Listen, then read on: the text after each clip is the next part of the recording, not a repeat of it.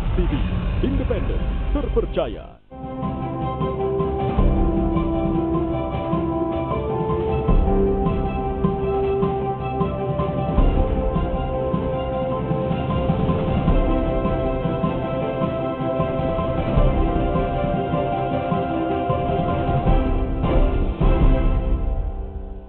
Selamat pagi saudara, apa kabar Anda pada pagi ini? Semoga kabar Anda selalu sehat dan selalu semangat. Senang sekali saya, Nana Narundana, kembali menyapa Anda di Sapa Sulsel dan tentunya dengan perbincangan yang dapat menjadi inspirasi untuk Anda mengawali hari ini. Nah, saudara, pernahkah Anda mendengarkan sebuah program bernama Beasiswa Rumah Kepemimpinan? Nah, ini adalah program yang mencetak banyak sekali calon-calon pemimpin di Indonesia dan sudah terbukti mulai menampakkan hasil pendidikan kepemimpinan mereka. Sebut saja nama-nama seperti politikus muda atau politikus milenial, ada Valdo Maldini dan juga founder dari startup terkemuka Bukalapak. Nah, mereka adalah para alumni dari program beasiswa kepemimpinan ini. Seperti apa sebenarnya beasiswa dari Rumah Kepemimpinan ini? Programnya seperti apa? Bagaimana syarat untuk mendapatkannya? Langsung saja kita membahasnya bersama dua orang narasumber saya yang hadir pada pagi ini. Di samping saya, yang pertama ada Andi Khalil Gibran Basir yang merupakan Eksekutif Regional Rumah Kepemimpinan. Selamat pagi. Selamat pagi. Apa kabar? Alhamdulillah baik. Alhamdulillah baik. Dan di sebelah sana ada Fauzan Alif Anwar yang juga merupakan peserta dari program Rumah Kepemimpinan. Selamat pagi. Selamat pagi. Apa kabar? Alhamdulillah baik. Alhamdulillah baik. Wah, ini wajah-wajah calon pemimpin Indonesia ini. Oke. Nah, tapi benar ya tadi yang saya sebutkan itu adalah dua orang contoh hasil tanda kutip cetak dari Rumah Kepemimpinan. Iya, betul. Bang Ahmad Zaki itu adalah alumni Rumah Kepemimpinan Regional 2 Bandung. Beliau angkatan 2, sedangkan untuk Valdo Maldini sendiri itu adalah alumni Regional 1 Jakarta, angkatan 5. Dan teman-teman ini adalah para peserta dan alumni dari Rumah Kepemimpinan Regional Sulawesi Selatan ya? Regional Makassar. Regional Makassar. Oke, boleh. Saya panggilnya Halil apa Gibran nih? Halil aja. Halil, dijelaskan dong, apa sih program Rumah Kepemimpinan ini? Jadi Rumah Kepemimpinan sendiri itu adalah beasiswa yang dinaungi oleh Yayasan Bina Nurul Fikri yang bertujuan untuk membentuk pemimpin yang akseptabel, berintegritas, serta profesional untuk membentuk Indonesia secara madani. Jadi Rumah Kepemimpinan ini tersebar di sekitar 9 regional dan 11 kampus. Ada UI, ITB, Universitas Padjadjaran, UGM, ITS, Unair, IPB, Universitas Sumatera Utara, Unhas, Unmul, dan juga UNS.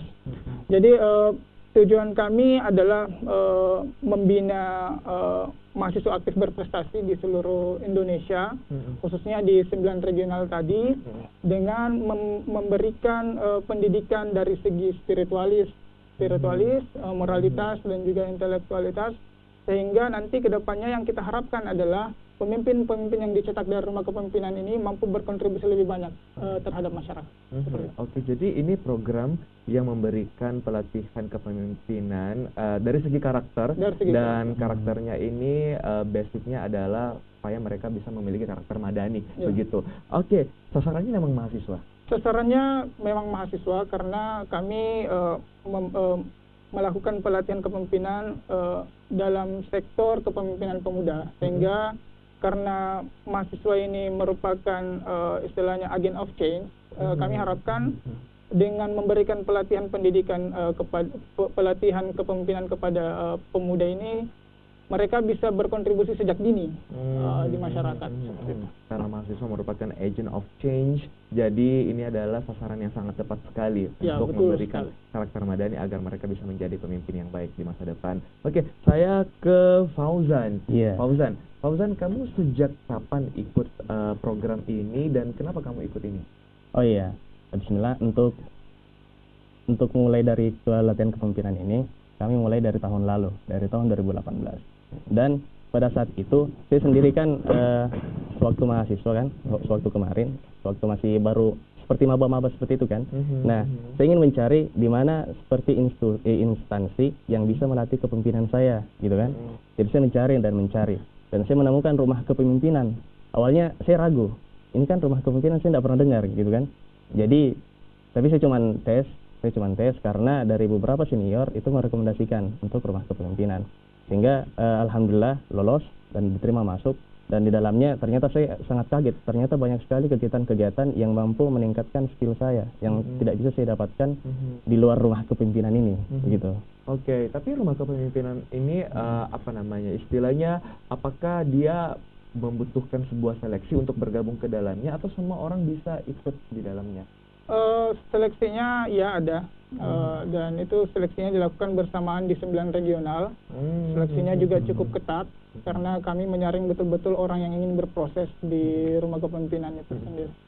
Oke, berarti ada seleksi yang cukup kompetitif yang bisa atau diperuntukkan bagi mereka yang berminat untuk mendaftar beasiswa rumah kepemimpinan ini. Saya kembali lagi ke Fauzan. Apa saja yang kamu dapatkan di sana? Teori, pelatihan, apa saja yang boleh diceritakan yang mungkin paling kamu ingat? Yang paling rutin ya untuk dilakukan dalam setiap hari adalah ada program bernama WBS, itu waktu berkah subuh, yaitu waktu berkah subuh. Iya, jadi setiap sudah sholat subuh kita ada kumpul bareng dan zikir pagi. Nah, setelah WBS ini, tunggu, kalian kumpul bareng dan zikir pagi ini tempatnya di mana? Di asrama. Oh, ada asramanya. Oke, asramanya di mana? Jadi kita diasramakan di BTN Hamzi. Oke. Kemudian dan kami diasramakan di sana dan kami WBS. Nah, setelah kami zikir pagi bersama, ada pembacaan hadis dan kemudian dilanjutkan ada kultum dari masing-masing peserta. Jadi jika misalnya saya yang hari ini, besoknya berbeda lagi. Nah, dari sini mungkin dari program yang rutinitas setiap pagi itu melatih dalam public speaking untuk di antara depan teman-teman gitu. Nah, terus dalam setiap minggu yang rutin adalah latihan taekwondo. Nah, ada bela diri ada juga latihan ya? bela diri juga. Oke. Kenapa itu ceritanya? Kok ada bela diri juga yang diberikan? Nah, karena kan dari pemimpin ini kan dibutuhkan juga fisik yang kuat gitu kan.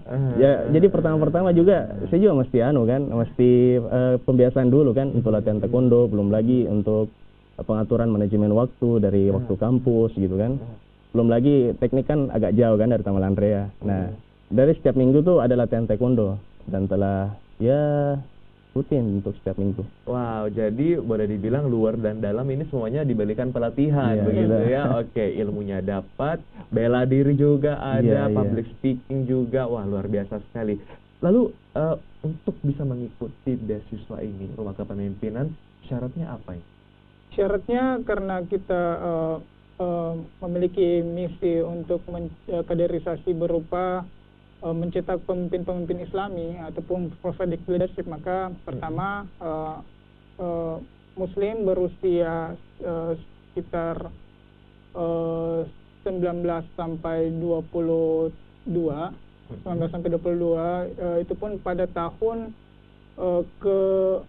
pada tahun pertama dan pada tahun kedua perkuliahan seperti itu. Terus itu IPK minimal 2,8, untuk di regional 7 Makassar hanya berlaku untuk putra.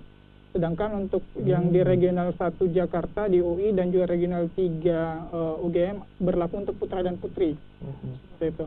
Nah, persyaratan lainnya harus mengikuti spiritual capital assessment. Jadi itu penelitian awal, observasi awal kami untuk melihat seberapa besar kira-kira potensinya untuk mengikuti pembinaan di rumah kepemimpinan, karena pembinaan di rumah kepemimpinan itu sendiri kami memberikan pelatihan sesuai dengan beberapa learning outcome kayak misalnya manajemen, kepemimpinan, spiritualitas, kebugaran, terus itu komunikasi, jaringan dan sebagainya seperti itu. Jadi beberapa learning outcome ini yang kemudian kami sesuaikan dengan spiritual capital assessment itu, apakah peserta yang akan masuk ke rumah kepemimpinan menyanggupi untuk mengikuti program-program itu, ataukah mungkin di tengah jalan ada potensi di tengah jalan tidak bisa untuk melanjutkan seperti itu. Oke, jadi ini ada beberapa syarat juga yang cukup eksklusif karena untuk sementara di regional Makassar ini hanya bisa diikuti oleh laki-laki. Laki-laki. Usianya pun 19 sampai 22 tahun dan ada apa tadi capital assessment ya? Ya, betul. Oke, nah ini dia saudara, menarik sekali untuk membahas rumah kepemimpinan ini, sebuah beasiswa yang mencetak calon pemimpin masa depan Indonesia. Wow, ini bukan main-main karena memang di kancah nasional sudah ada beberapa nama yang cukup familiar selalu kita dengar. Ahmad Zaki, founder startup terkemuka di Indonesia, dan juga Valdo Maldini, politikus milenial yang namanya akhir-akhir ini karena tahun politik kemarin juga sangat aktif begitu. Itu adalah cetakan dari rumah kepemimpinan. Saya mau dengar dong pandangan kalian tentang pemimpin-pemimpin saat ini seperti apa ini? Apakah ini adalah cerminan bangsa kita, sudah menjadi pemimpin yang cukup ideal untuk Indonesia, atau seperti apa? Dari Fauzan dulu. Untuk pemimpin sekarang ya, menurut saya pemimpin itu tidak dilahirkan, karena pemimpin adalah yang dibentuk, yang mesti ditempa untuk bisa menjadi suatu pemimpin yang baik. Nah, kita bisa tahu dari keramik ya, dari keramik ataupun dari hasil buatan tanah liat, itu kan mesti ditempa, itu kan mesti diolah dan dibakar dan hingga menjadi sebuah vas bunga yang hasil dari tanah liat itu. Begitu juga dengan pemimpin, dia harus ditempa dulu. Nah, untuk sekarang pemimpin Indonesia, karena sejatinya Indonesia sekarang membutuhkan memang banyak pemimpin, karena ya dari pemimpin itu membutuhkan skill-skill yang jelas gitu kan. Nah, dari pemimpin juga mesti dibutuhkan skill ataupun sifat jujur. Nah, kalau misalnya untuk kondisi pemimpin Indonesia sekarang, mungkin ada banyak beberapa ya yang kurang dalam sifat jujurnya. Namun mereka pintar. Nah, untuk dibutuhkan untuk selanjutnya kita berharap mungkin dari estafet generasi selanjutnya itu ya dia tidak hanya cerdas, namun dia juga bisa jujur. Oke, banyak yang cerdas tapi tidak jujur, dan jujur itu adalah bagian dari karakter Madani sebenarnya. Wow, ini dengar tuh para pemimpin ya. Oke, kembali ke Khalil. Khalil, banyak sekali pejabat di Indonesia yang tertangkap karena korupsi ataupun kasus-kasus tindak pidana lainnya begitu. Ini menurut kamu apa sih apa yang menyebabkan begitu, dan apa yang bisa diperbaiki dari ini? Ya, sebenarnya rumah kepemimpinan sendiri lahir dari keresahan-keresahan ini, bahwa kita sekarang krisis integritas terhadap pemimpin kita yang ada di Indonesia ini. Karena seperti yang dikatakan dari Fauzan, kita memiliki banyak pemimpin yang istilahnya memiliki intelektualitas yang bagus, tapi dari segi moralitas dan segi spiritualitas menurut saya kurang memenuhi standar sebagai pemimpin seperti itu. Seperti saja kita lihat beberapa pejabat yang korupsi ataupun mungkin kolusi, nepotisme dan segala macam seperti itu. Jadi dari rumah kepemimpinan ini kami berharap, karena memang visi kita adalah menciptakan pemimpin yang berintegritas dan akseptabel diterima di masyarakat, profesional yang kemudian bisa menyentuh segala kalangan masyarakat, pun tidak mengkhianati masyarakat dengan janji-janjinya dan segala macam. Menurut saya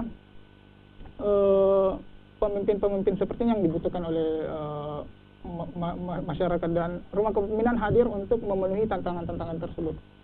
Oke, integritas memang masih menjadi hal besar yang harus diperhatikan untuk menjadi seorang pemimpin, karena kurangnya integritas itu yang paling dirasa dari pemimpin-pemimpin kita, sehingga banyak dari mereka yang tidak capable, hingga akhirnya ketika menjabat akhirnya melakukan hal-hal yang merugikan rakyat dan daerah yang dipimpinnya begitu ya. Oke, terakhir silakan sampaikan pesan dan harapan kalian, dan seperti apa caranya untuk ikut di program beasiswa rumah kepemimpinan ini. Saya ke Fauzan dulu. Oh iya, harapannya silakan. Harapan saya untuk mungkin kepada teman-teman mahasiswa sendiri dulu ya. Jadi sebenarnya untuk pelatihan kepemimpinan itu tidak mesti untuk di rumah kepemimpinan itu sendiri, karena rumah kepemimpinan kan terbatas ya untuk mencapai kuota untuk menjadi peserta. Namun kepada para teman-teman mahasiswa, saya ingin menyampaikan bahwa kita harus dan mesti beranjak dari zona nyaman, karena meskipun kita ikut di rumah kepemimpinan ataupun di beasiswa manapun itu dan di latihan kepemimpinan manapun itu, jika kita tidak bisa menarik diri dari zona nyaman, itu sama saja seperti dikali 0 gitu kan. Ya, jadi dari orangnya sendiri juga sih, mesti dari kan untuk berjiwa bahwa saya harus mesti maju di zaman milenial ini gitu. Karena di dalam Al-Quran pun sudah disebutkan bahwa setiap orang adalah pemimpin bagi dirinya sendiri begitu. Oke, Pak Halil, silakan tambahkan harapannya apa dan bagaimana cara untuk bisa mengikuti program Rumah Kepemimpinan ini, daftarnya di mana? Oke, Rumah Kepemimpinan sendiri sebenarnya tidak hadir kalau misalnya semua bisa mendidik dirinya sendiri sebagai pemimpin, seperti itu. Jadi seperti yang tadi dikatakan Fauzan, Rumah Kepemimpinan sendiri tidak dibutuhkan ketika kita bisa membentuk diri kita sendiri.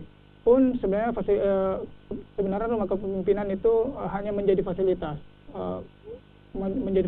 dan juga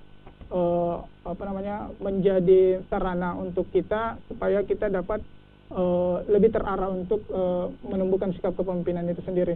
Ya, cara untuk mengikutinya sendiri, beasiswa Rumah Kepemimpinan terbuka setiap 2 tahun sekali. Tapi karena seleksi yang agak ketat, biasa di tengah perjalanan ada beberapa peserta yang mungkin tidak bisa menyanggupi untuk melanjutkan perjalanan sampai akhir.